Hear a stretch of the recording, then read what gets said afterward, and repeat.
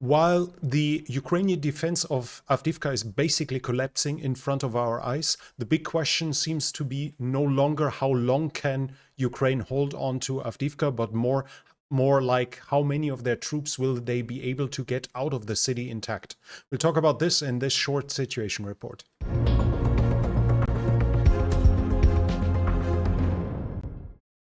While there have been some developments along other parts of the front line, we'll talk about this in our longer situation report the coming Saturday. We'll focus completely on Avdiivka, and there the situation has gotten significantly worse.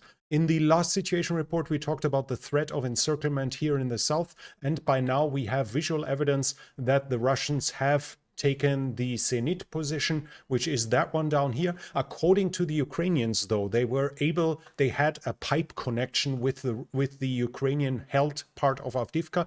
That could actually be an explanation why it wasn't given up before, as they were still basically able to supply it and as the soldiers there had a way out. This seems to be the truth, because while that position was taken, and by now both sides agree that all of this has fallen to the Ukrainians as well, to the Russians as well, excuse me, I do not find any videos of significant prisoners of war or on the pro-Russian channels. I do not find pictures of fields of corpses of the Ukrainian soldiers there. So it seems that the Ukrainians actually managed to successfully withdraw from that position. But unfortunately, this isn't all they are facing. The Russians have now reached this crossroads here, where the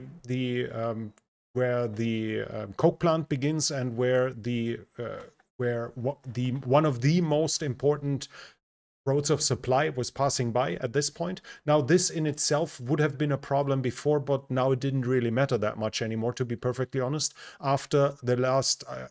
After the Russians had already taken this gas station here, as I said in the last situation report, this road south, this round line of communication was already cut. The problem more is now not that they start pushing into the coke plant from the south. The problem is that they start bypassing it and especially start advancing south here. This here is the only line of communications the Ukrainians still have for their troops in all of Avdiivka. And the problem there is, not only is this the last one they can actually use, it's only paved until here, at least unless Google Maps is lying to us, because we can clearly see that here it has some pavement and here it no longer has that. So it seems to be a mud road while the ground can already be muddy. This means it slows down tracked vehicles, it slows down wheeled vehicles. Some of them might not be able to move there anymore, while the Russians keep pushing their way and increasingly have fire control and can shoot everything that moves here. So a successful evacuation without getting shelled, without getting shot at, seems increasingly unlikely. The problem is also that I'm showing you the better version of the map now. Deep state map that we usually use is already showing the gray zone, the contested zone, basically reaching that very crossroad. According to them, this would probably still be under Ukrainian held by the Ukrainians, but that was it. And we have to see that this map is already some hours old.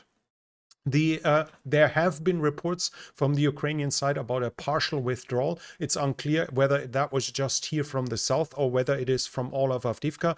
The deputy commander of the 3rd Assault Brigade was reporting heavy fighting like they've never seen before. Even Bakhmut was easier than this, and it makes perfect sense. The Russian presidential election is about to come, and the Russian troops want to give Avdiivka as a present to Putin. Should they manage to cut those last kilometers, should they basically just reach this here, then the majority of the Ukrainian troops would have a hard time getting out of there alive. So they might not just be able to capture Avdiivka, they might be able to destroy or capture hundreds, if not thousands, of Ukrainian troops. With this on the horizon, with this being a real possibility, it makes perfect sense that the Russians are now pushing everything they have to close the bulge here, to create a cauldron and to force the Ukrainians to stand there and die until they capitulate. The Russians already demanded the capitulation of the Ukrainian defenders. So far they haven't, and it seems like unless there is some miracle happening, it's most likely that the Ukrainians are on their way out at this very moment. At least that's what we should expect looking on the map, that it's more a question of hours than of days until the eastern part of Avdiivka falls to the Russians. The fighting must be extremely heavy. That we don't only have that from the 3rd Assault Brigade's deputy commander. There are also within Russian circles some messages circulating according to which this brigade itself already had over 300 KIA. It's supposedly, according to Ukrainian social media posts, I cannot confirm this, so this might be true, this might not be true, but it's clear that the fighting there is extremely intense and that Avdiivka is about to fall. The Ukrainians might be able to hold on to the coke plant here for somewhat longer. They have some lines of communications to the west, but whether they are going to give that up or not is unclear. The most likely fresh front line will be roughly like this as soon as Avdiivka is lost, and at least at the moment, I see no realistic chance of anything that can be saved there by the Ukrainians, except the hope that they can at least get their troops out to allow them to fight another day. So the situation is dramatic. The next question would be, how are the defenses further east? There were some rumors in the past that there might not even be a second defensive lines.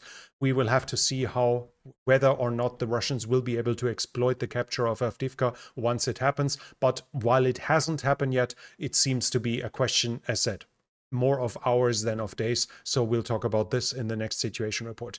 The next situation report is scheduled for Saturday. So if you don't want to miss it, I want to invite you to subscribe to the channel and hit the bell icon. If you like this report despite the topic, then I would really appreciate a thumbs up. It helps with the algorithm, and leave a comment what do you think about the current situation. And if you want to support the channel, this channel is only possible because of viewers like you, of the support of viewers like you. Then if you want to support me, you can do so by the means in the description. Thank you very much to everyone already supporting this channel. That's it from me for now. Thank you for watching, and I'll be back.